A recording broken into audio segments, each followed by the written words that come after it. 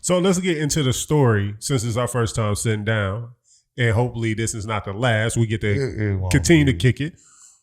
The story of DJ JHUSTLE, like Dallas native, man. What was that upbringing like for you? Man, I'm from Pleasant Grove. Shout out to CSB, Head B, and Sonny D. Man, let me tell you, I was known back then because I went to Spruce. And I was working with Priority and No Limit. So I was always in the music game since I was 13. And it just been, I known how to stay out the way. Go do your job, kick it, have fun, stay out the way. You know, most people didn't even know I was from Pleasant Grove. That's crazy. Like, I was that. The only reason they knew was because of the club scene. The ones that was in the club knew where I was from. So let's talk about that. 13 working with No Limit.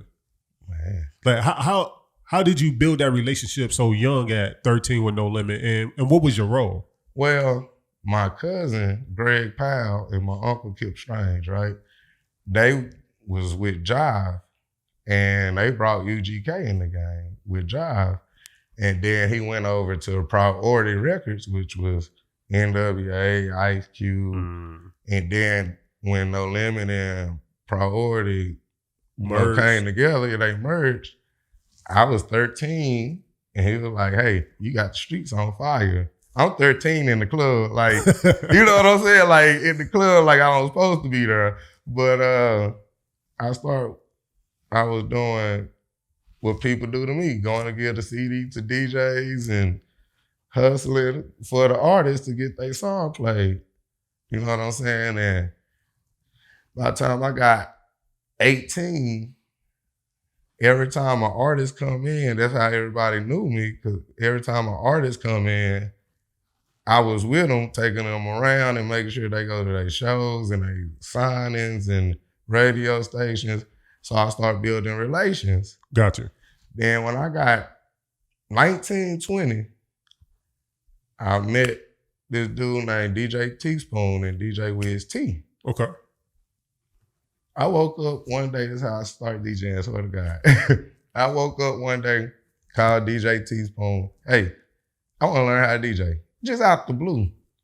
First day, he say, "Come to the club." I froze up.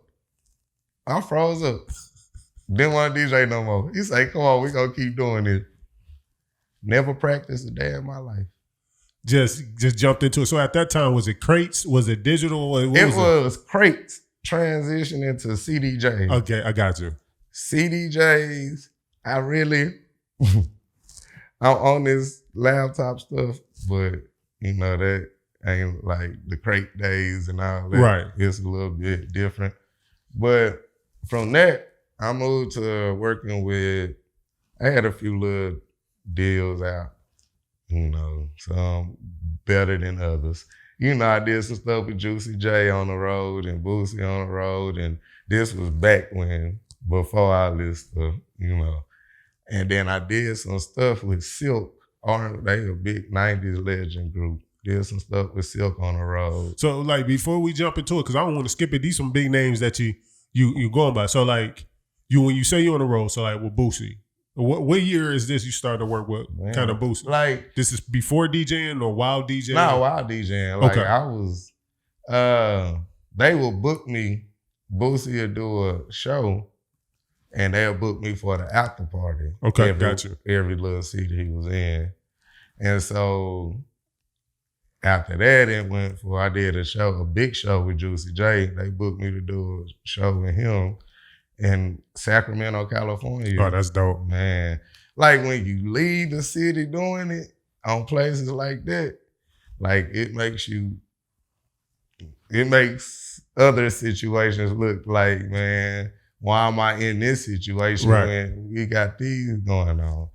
But from Juicy J, like I said, I was doing Silk. Everybody knows me from being with Silk. Okay, so let's talk about Silk. How did you come with that relationship with Silk? Shoot, my brother is the lead singer. So your blood brother. Yeah, and my cousin is the little short bald head when everybody knows. Ah, man, that's dope. You know. So Silk is from Dallas? No, they're from Atlanta. So they from Atlanta, okay. Yeah, Atlanta.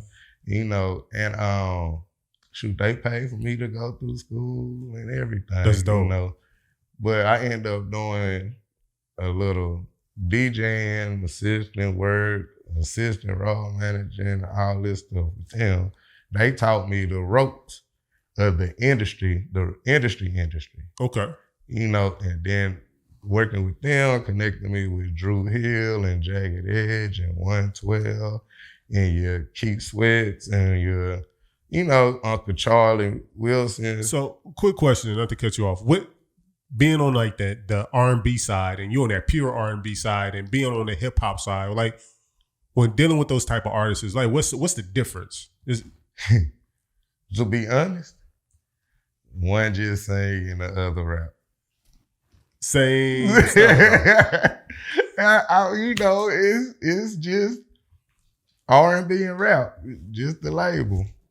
Because you know people will assume like R&B, the artist it's a little more relaxing, but we done been on the road where they sing "Freak Me," you know, and they throw water in the crowd.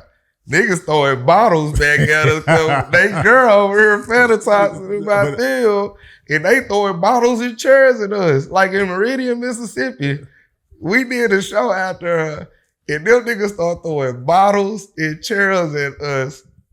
And we had to hurry up and go backstage. Them niggas was talking about, you heard them outside, we ought to shoot through the window.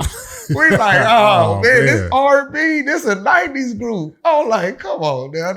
They singing to help y'all out. Got you. And y'all end up getting mad at us, man. Like, it's crazy, man. R&B is, now I'm with the blues now. I'm on the blues side. Okay. So tell me about that blues circuit, because now these are more older dudes, but are you still saying this? Believe it or not, they not older. They just sing blues. Like, man, you got J1, he 20. Okay. You got, I'm working with Sir Charles Jones. That's the king of... Shout out to Sir Charles. That's the king of Southern Soul. He created that lane, and Calvin Richardson and Pokey Burrow. Like, if these rappers was smart, that's the market they need to tap in right now. That market is, I got debating with my cousin that he'll put a rap concert up and I'll put a blues concert up and you'll get the same numbers. I feel like rap concert won't even last right now. It's too dangerous. It's too dangerous, but a blues concert, we get 5,000 to 10,000 people at our shows right now. That's dope. And that's through this pandemic. Through the pandemic. Yeah. That's crazy. That's what I'm saying. So, like, it's different. Like, this market working like crazy. Yeah. This market needs to get with this market where they can always stay working. It's a collaboration. You always try something new and it's going to work.